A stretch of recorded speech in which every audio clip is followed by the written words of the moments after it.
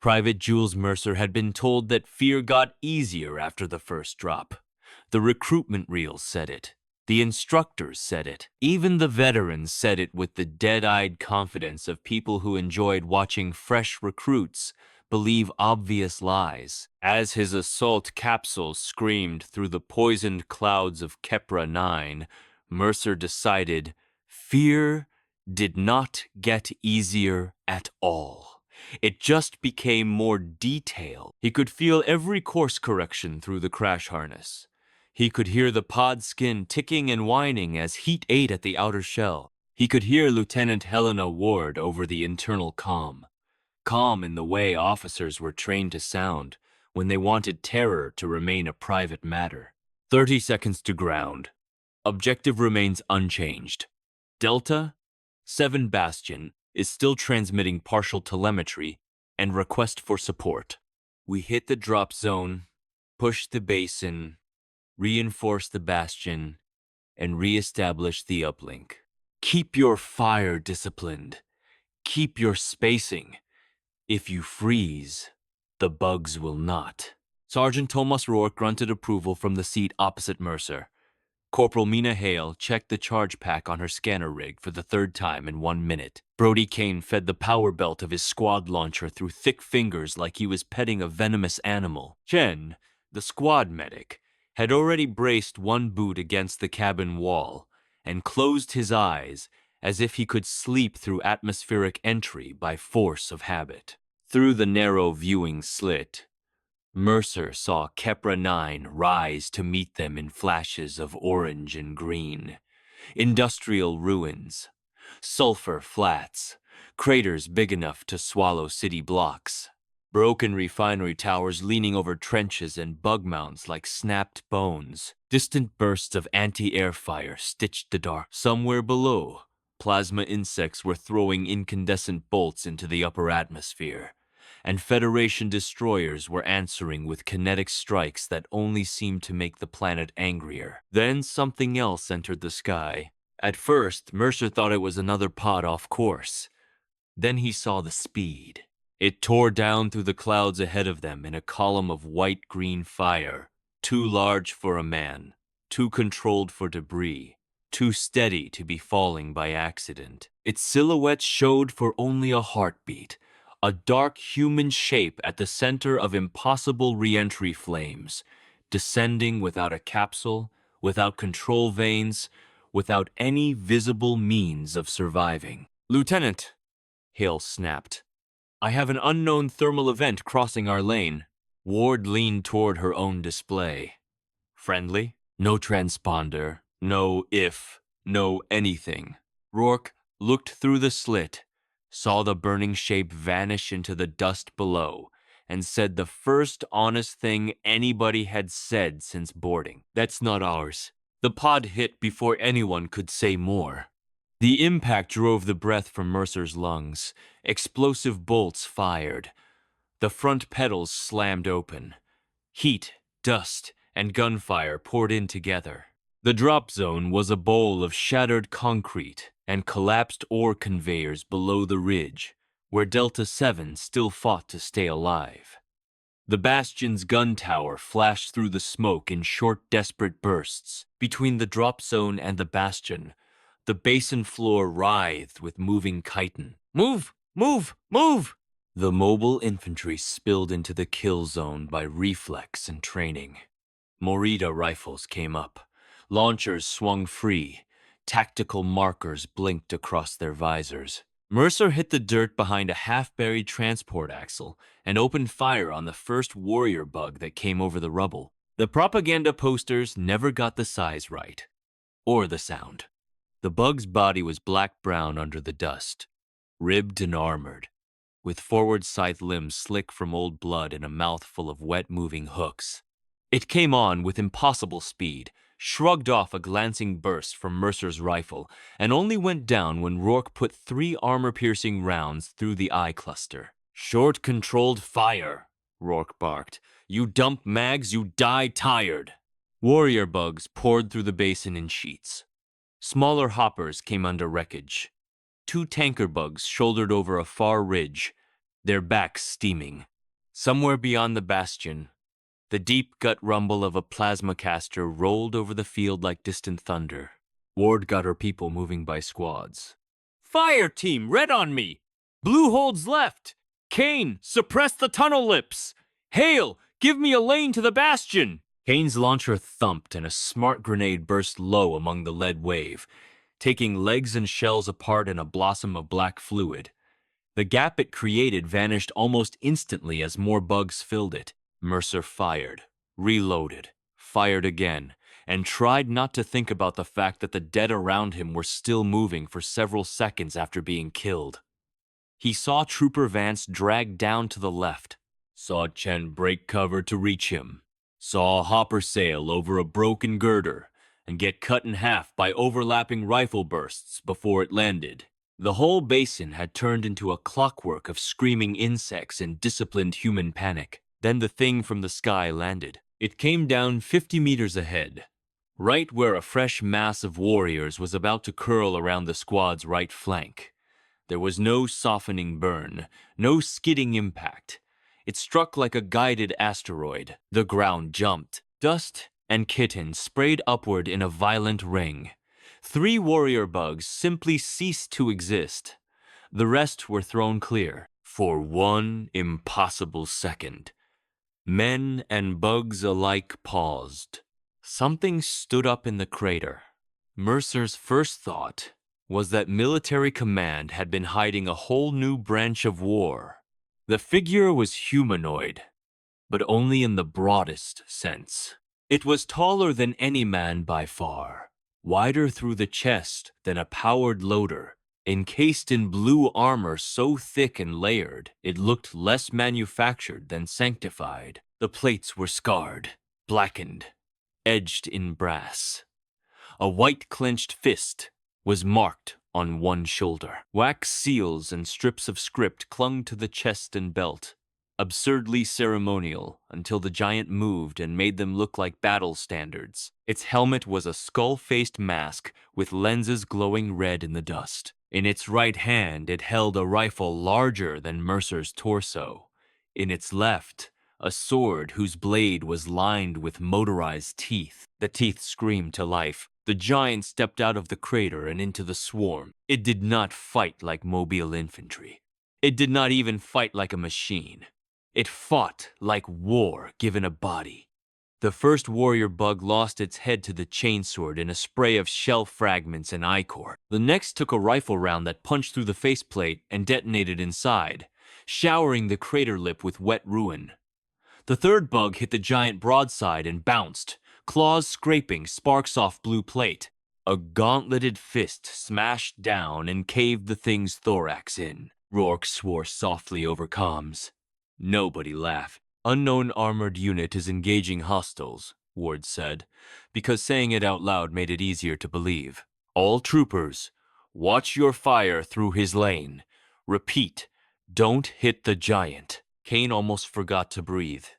You think he notices if we do? The answer came fast. A tanker bug heaved itself over a slab of fractured concrete and spat a stream of boiling chemical bile directly into the giant's chest. Federation troopers dived for cover. The spray could strip flesh from bone and melt powered armor plating in seconds. The giant stepped through it. Acid smoke streamed off blue armor. The rifle came up. 3 heavy rounds tore into the tanker's face in precise sequence, each impact detonating like a small grenade. Before the bug could collapse, the giant drove the chainsword up under the jaw hinge and ripped downward. The tanker split open with a sound like wet canvas tearing. Mercer, who had never seen anything not even slightly bothered by tanker bile, realized he had stopped shooting again. Private, Rourke snapped, this is not a spectator sport. Mercer corrected the problem with a burst into a hopper's underside. The giant's assault gave the platoon a lane. Ward used it instantly. Push the bastion! Red and blue by teams, move! The mobile infantry surged through the gap, while the giant continued to tear apart whatever reached him. He did not ask for support. He did not coordinate by voice. Yet there was nothing reckless in the way he fought. Every swing opened space. Every shot removed the bug most likely to collapse the formation. It took Mercer several confused seconds to realize the stranger wasn't just killing. He was shaping the battlefield. They reached the lower ramp of Delta-7 under covering fire from the Bastion's surviving autocannon. The outer gate opened just long enough to suck in the first squads. Inside, the defenders looked like men who had been losing an argument with death for 6 straight hours. Burned armor, empty boxes, blood on every surface not actively firing. The Bastion commander, Major Elias Sarin, took one glance past Ward's shoulder at the giant in the field and forgot to hide his shock. "Who is that?" Ward answered while reloading. "Was hoping you'd tell me." Before Sarin could try, the bugs changed tactics. Sirens wailed from the Bastion's sub-level sensors. The ground beneath the ramp shuddered. "Burrowers," Hale warned. "Multiple spikes under the west wall." Rourke looked toward the giant, still outside the gate, and cutting down warriors at the foot of the ridge. "If he's ours, now's a real good time to prove it." Another tremor hit. Concrete cracked.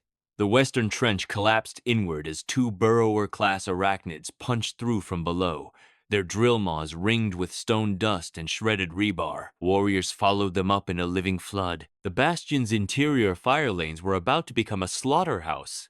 The giant turned his helmet toward the breach. Then he ran.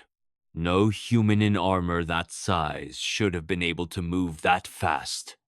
He covered the distance in seconds, shoulder first through the first warrior he encountered, firing one-handed as he went. The rounds were unlike anything in Federation arsenals. They didn't punch neat holes. They entered and exploded, blowing bugs apart from the inside. He hit the western breach a heartbeat before the bug wave fully poured through and met it like a closing gate. Warriors piled onto him by the dozen. For the first time, Mercer saw the giant slowed, not stopped. Slowed. Mandibles and claws raked across blue armor. One burrower snapped at his leg with a mouth large enough to take the limb off at the hip. The giant jammed the chainsword down into its throat and held while its drill jaws bit sparks from his greaves. A warrior leapt onto his back. Another struck the helmet from the side hard enough to turn the skull-faced helm almost halfway. Then the rifle vanished over one shoulder on a magnetic lock, and the giant drew a secondary weapon, a pistol as large as a crew-served gun.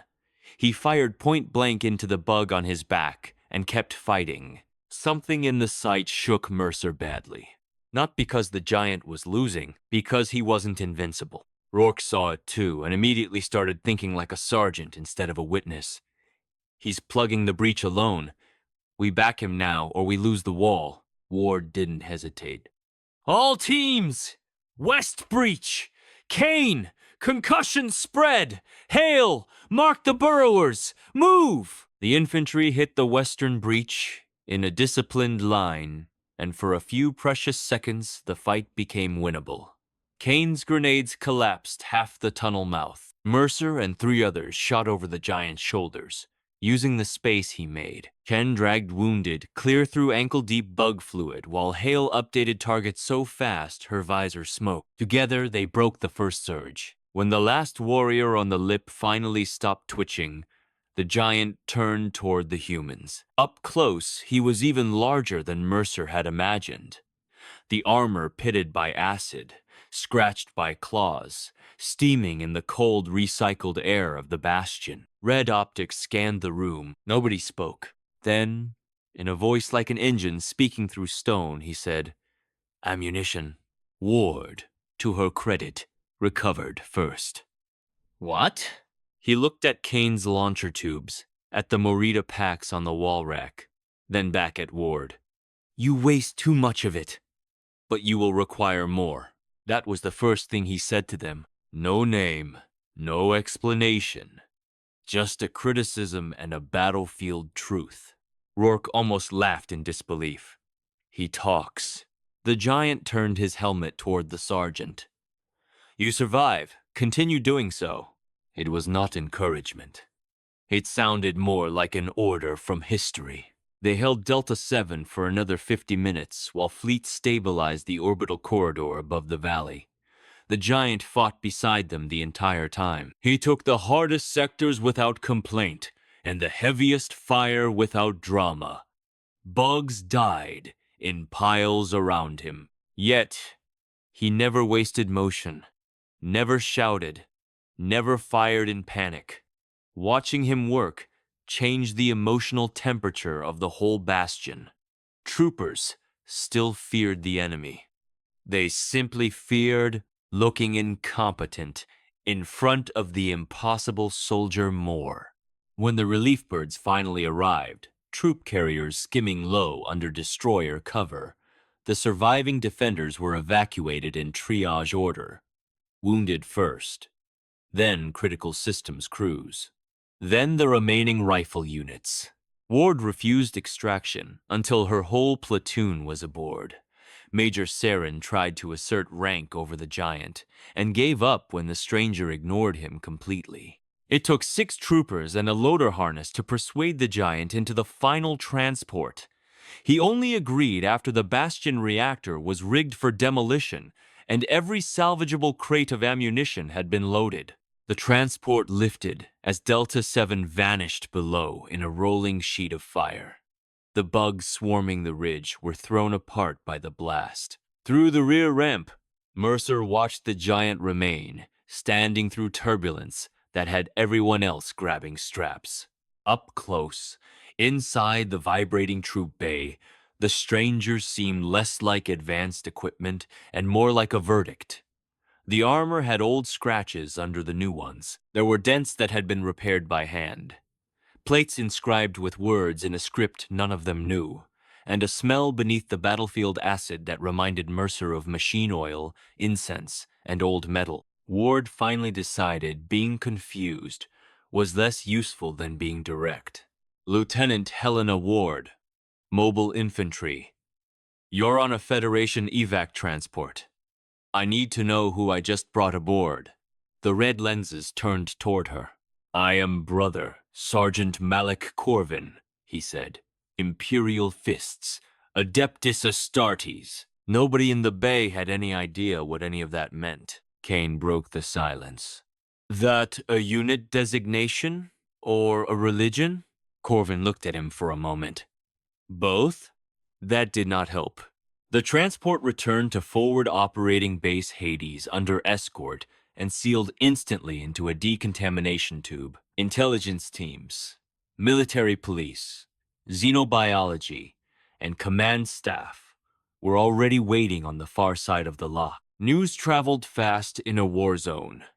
News about a giant armored soldier who fell from the sky and hacked a breach line back together traveled faster. General Miriam Vale met them in full field command gear.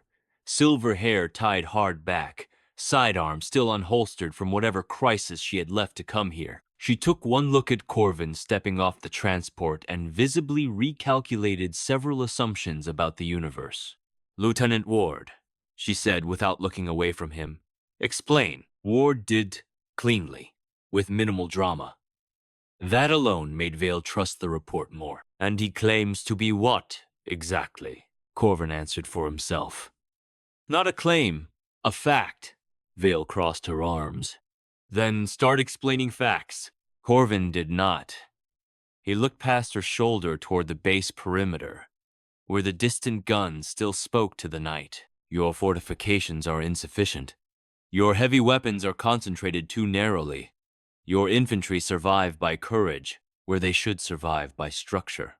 He brought his gaze back to her. This planet is not under control. Vale had commanded 3 campaigns and survived 2 strategic disasters. Very few things could make her angry quickly anymore. This did. You hit my war zone 10 minutes ago, Sergeant Whatever. You are, and your first contribution in my command post is to criticize my perimeter. Yes, silence. Rourke decided at once that he liked him. The next hours turned into the strangest debrief of anyone's career. Corvin submitted to scans only after breaking the first restraint frame by casually testing it. His armor resisted every attempt at immediate interface. The gene print from his exposed blood where Chen had taken an emergency sample came back impossible. Multiple redundant organs, altered bone structure, blood chemistry full of engineered compounds, black carapace, subdermal interfaces nobody on the med team could even name. His weapons were more alarming still. The oversized rifle, which the ordnance people first assumed was an anti-vehicle platform, broke down into ammunition logic. They had never seen self-contained reactive mass rounds with miniature explosive cores. The chainsword made less scientific sense the longer technicians examined it. The only thing more unsettling than the gear was Corvin's attitude toward all of it. He treated the questions as irrelevant interruptions in wartime. When Vale asked where he had come from, he answered, war. When a xenopsychologist asked whether he understood he was in another human political jurisdiction, he said, your jurisdiction ends where your guns fail. When Ward, tired enough to ignore sense, asked whether he was always this friendly, he actually looked at her for a full second and replied, no. That got her the closest thing to a smile she had seen all day from Rourke. He told them some things. Not many. He was a warrior. He served an emperor.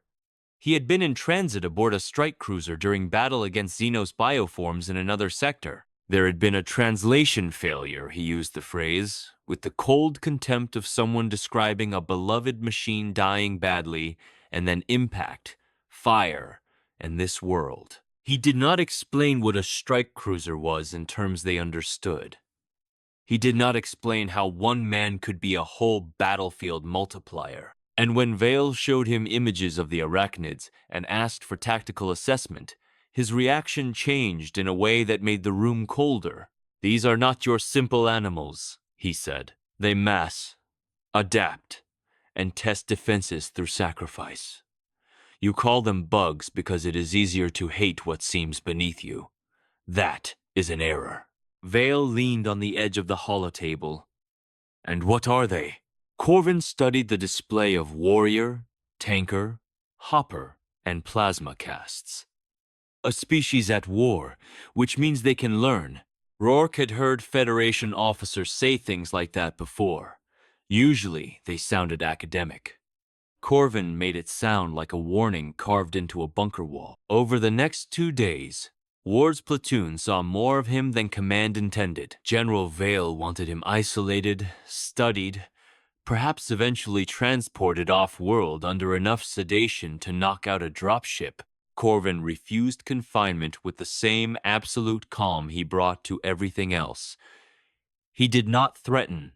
He simply informed them that while they could point weapons at him, they could not simultaneously point them at the bugs, and he considered that a waste. Since the bugs were massing again along the equatorial basin and Delta-7's fall had revealed new tunnel vectors, Vale made the smart, angry choice and put him with the people already least likely to flinch around him. So Brother Sergeant Malach Corvin of the Imperial Fists found himself attached to Lieutenant Helena Ward's mobile infantry platoon. The adjustment was not smooth. He thought their body armor was flimsy. He thought their rifle caliber insufficient. He thought their recruitment culture dangerously optimistic, their casualty tolerance strategically lazy, and their tendency to shout while charging the enemy proof that propaganda had been writing tactics for too long. He said all of this in the same calm tone he used to ask for ammunition. Ward did not enjoy being lectured in her own barracks. You say we do everything wrong? She told him on the second night while her platoon cleaned weapons in the mess shelter.